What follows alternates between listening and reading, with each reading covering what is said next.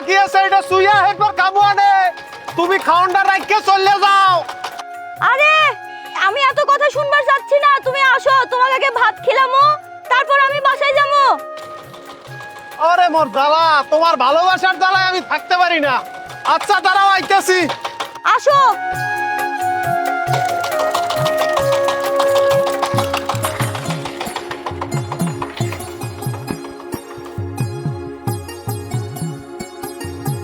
তোমার সমস্যাটা কি?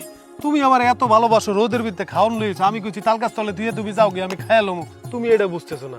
তুমি বোঝো না তোমার আপেলের মতো চেহারাটা রোদে তো কালো হয়ে যাবে। তোমাকে না খেলে আমি আজ পর্যন্ত খাসি, রাজকে খামো। চুপচাপ বসো তো, বসো।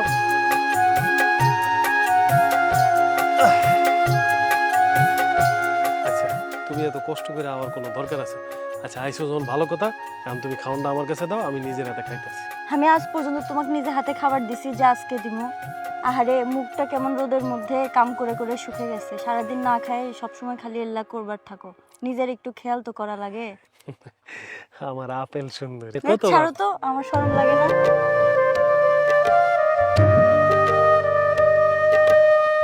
আবুল চাচা, আমি ভাতটা খাই আবার কামে লাগতাছি, চিন্তা করেন না।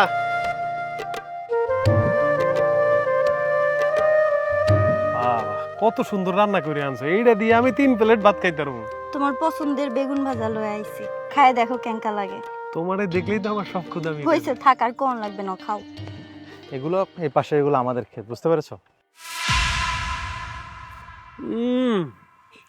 কি যে মজা লাগতেছে আমার, অনেক মজা। আরে এটা মেঘ না?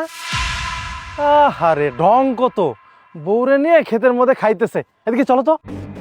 তোমারে দেখলে আমার কোনো খাওয়ানোর দরকার নেই, বুঝছো? বড় বড় হোটেলের খাবারও তোমার হাতে ফেল। থাক, ইনকা করে আর কোয়া লাগবে না, তুমি পেট ভরে খাও তো। কি রে মেঘ, তোর এই অবস্থা কেন? আরে বন্ধু মারুফ, তুই কবে আইছিস? তুই আমার কবি না, তোর আমি দেখা করতাম তোর লাগে। কি দেখছি আমি এটা? ও মাই গড, তোর এই অবস্থা কেন? না ওই হয়েছে কি, ওই নিজেকে জায়গা জমি তো নিজেরাই চাষ করতেছি, মনে কর নিজের হাতে খাইলাম। আর আলহামদুলিল্লাহ অনেক জায়গা, মনে কর যে আলু লাগাই, পেঁয়াজ লাগাই, সবকিছু আলহামদুলিল্লাহ খুব ভালো হয়। আমি অনেক ভালো আছি বন্ধু, চাকরি বাকরি চেয়ে। থাক, আমাকে কোনো এক্সকিউজ দিতে হবে না, বুঝতে পেরেছি। চাকরি বাকরি পাশটায় এসে জমিতে চাষ করছিস, তাই না? এই তুই না অনেক ভালো স্টুডেন্ট ছিলি, আমাদের ভার্সিটিতে তুই 1 নাম্বার টপে ছিলি, আর তুই এই অবস্থা কেন? আরে বন্ধু না, কোনো কাজেরই ছোট করে দেখতে হয় না। আমি তো চুরি করি না, বাটপারি করি না, কারোর ঠকাই না। আমি আমার নিজের জমিতে নিজে চাষ করে খাই। আমার বউরে লয়ে আমি অনেক ভালো আছি, আলহামদুলিল্লাহ, শুক্রিয়া। কি আশ্চর্য, এই গ্রামের কৃষকটা তোমার বন্ধু? এটা কিভাবে পসিবল? ওকে দেখলে তো মনে হয় দিন আনতে দিন খায়, তাকানোই যাচ্ছে না, ও কিভাবে তোমার বন্ধু হয়? আরে হ্যাঁ, আমাদের ভার্সিটিতে টপ ছিল, আজকে দেখো ওর অবস্থা। যাক, যা হয় ভালোর জন্য হয়। শোন মেঘ, তুই তো জানিস এই যে আশেপাশে যত জমি জমা এগুলো আমার। আমি ঢাকা শহরে থাকি, চাকরি বাকরি করি, আসতে পারি না। তুই একটা কাজ করিস, তুই যেহেতু কিষানের কাজ করছিস, আমার জমিগুলো তুই চাষ করে দিস, আমি তোকে টাকা দিব। না না বন্ধু, তুই এটা কি কইতেছিস? আমি শুধু আমার নিজের জমি চাষ করি, আমি তোর জমি চাষ করতে যাবো কেন? তুই বরং ওই যা আবুল চাচারে ভাড়া লইতে পারস। আরে বাবা, এভাবে কেন কথা বলছিস? আমি তোকে টাকা দিব তো।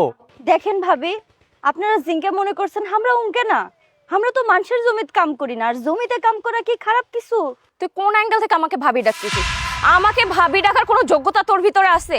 গায়ে নোংরা কাপড় আর কাদামাটি মেখে আমাকে ভাবি ডাকতেছে। শোন, তোর মতো মেয়েকে না আমি আমার বাসায় কাজের মেয়ে হিসেবে রাখি, বুঝতে পারছিস? আসছে ভাবি এঙ্কা করিচ্ছেন কেন? ফাউল কোথাকার। কিরে মারুফ, তোর বউ এমন করে কথা কইতেছে কেন? আমি কিন্তু আমার বউর অনেক ভালোবাসি। আমার বউরে উল্টা সিধা কথা কইলে আমি কিন্তু সহ্য করতে পারি না। আরে উল্টা সিধা কথা কইতে না কর। কি 10 লক্ষ টাকা? মাহি, তুমি কি বাসা থেকে আসার সময় বাসা লক করে আসছিলা? সরি, আমি না এত তাড়াহুড়ো করে বের হয়ে গেছে, আমার একদম মনেই ছিল না, খেয়াল ছিল না। ও মাই গড, ওয়েট ওয়েট, আমি দেখছি। এই ছোট লোকের বাচ্চা, এই ফকিন্নির বাচ্চা, তোর কি মাথায় ঠিক থাকে না? বাসা থেকে 10 লক্ষ টাকা চুরি হয়েছে, বাসা থেকে আসার সময় বাসা লক করে আসিসনি, এখন কি হবে? হ্যাঁ, এই 10 লক্ষ টাকা কই পাবো আমি? 10 লক্ষ টাকা কোথায় পাবো বল? মারুফ, তুমি ওনাদের সামনে আমার সাথে এভাবে আচরণ করতেছো, ভুলে যেও না আমি তোমার ওয়াইফ। হ্যাঁ চুপ, আর একটাও কথা বলবি না। এই কদিন আগে তুই সোনার রিংটা হারাইছিস, 1 লক্ষ টাকা তুমি সোনার রিং কিনে দিয়েছিলাম, সেটা হারিয়ে ফেলেছিস। আজকে আবার 10 লক্ষ টাকা হারাইছিস তোর জন্য। এই এখন এই টাকাগুলো আমি কোথায় পাবো? হ্যাঁ, কই পাবো? কে দিবে? তোর বাবা দিবে না তুই দিবি? বল। ব্যাস মারুফ, অনেক হয়েছে, তুই আর ভাবিরে আমাকে সামনে অপমান করিস না। তুই যে কি শিক্ষিত হইছস তোর কথাবার্তা শুনলেই বুঝতে পারছি। শোন মারো বেটা, কথা কই, আমি তোর লাগে পড়াশোনা ঠিকই করছি, আমি এসে স্বশিক্ষিত। আমি চাইছি গ্রামগঞ্জে থাইকা নিজের জীবনটা সুন্দরভাবে উপভোগ করতে। ওই শহরের জীবন আমার ভাল লাগে না। গ্রামের মানুষ অনেক সুখে আছে রে বন্ধু। তুই দেখ, তোর কোটি কোটি টাকা, তুই তোর বউরই সম্মান করতে পারস না। তোর এই শিক্ষা দিয়ে কি হইব ক? যেই শিক্ষা মানুষের সম্মান করতে পারে না, যেই শিক্ষার মধ্যে অহংকার থাকে, সেইটা কি কোনো শিক্ষা তুই আমারে ক? হইতে পারে না আমি কৃষক, কৃষকের কি সম্মান নাই? আরে বেটা, কৃষকেরা যদি চাষবাস না করতো তাহলে তোরা না খাইয়া মরতি, বুঝছস?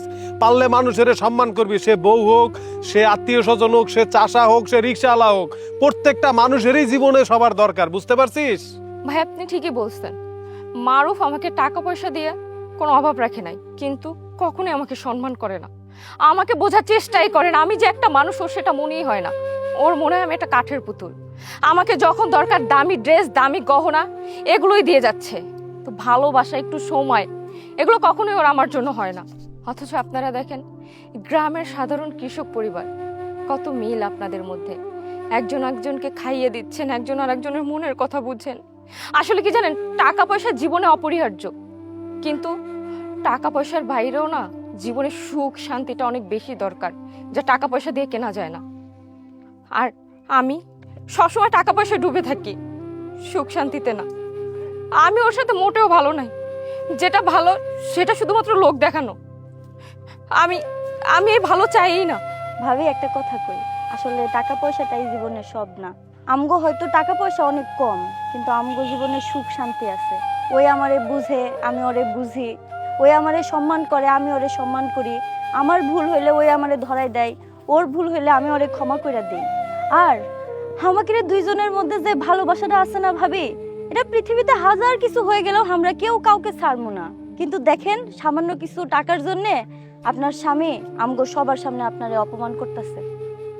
মেঘ বন্ধু, তুই আজকে আমাকে অনেক বড় শিক্ষা দিলি। আর মাহি, প্লিজ আমাকে মাফ করে দাও। আসলে আমি তোমার সাথে সারা জীবন খারাপ ব্যবহারই করেছি। আমি তোমাকে কখনো ভালোবাসিনি, তোমাকে কখনো কাছে বসে ভালোভাবে কথা বলিনি, সবসময় তোমার সাথে খারাপ ব্যবহার করেছি, সবসময় অমানুষের মতো ব্যবহার করেছি। প্লিজ আমাকে মাফ করে দাও। আজকের পর থেকে তোমার সাথে আমি কখনো খারাপ ব্যবহার করবো না। প্লিজ প্লিজ তুমি আমাকে মাফ করে দাও। আর আর কিছু মনে রেখো না প্লিজ। তুমি যে তোমার ভুল বুঝতে পারছো, এটাই অনেক। ভাই ভাবি, আপনারা আমাকে মাফ করে দেন। অনেক খারাপ আচরণ আমি আপনাদের সাথে করে ফেলছি। আপনারা আজকে আমাকে অনেক বড় একটা শিক্ষা দিচ্ছেন, যা আমি পড়াশোনা করে হাই সোসাইটিতে মিশেও পাইনি।